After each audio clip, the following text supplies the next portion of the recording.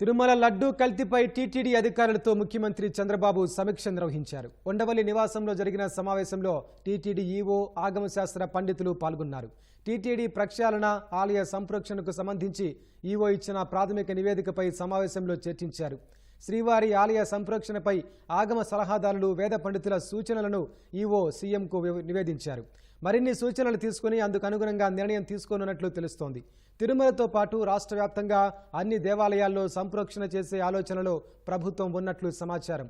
ఈ సమావేశం సందర్భంగా తిరుమల బ్రహ్మోత్సవాలకు ముఖ్యమంత్రి కుటుంబ సభ్యులను టీటీడీ అధికారులు ఆహ్వానించారు.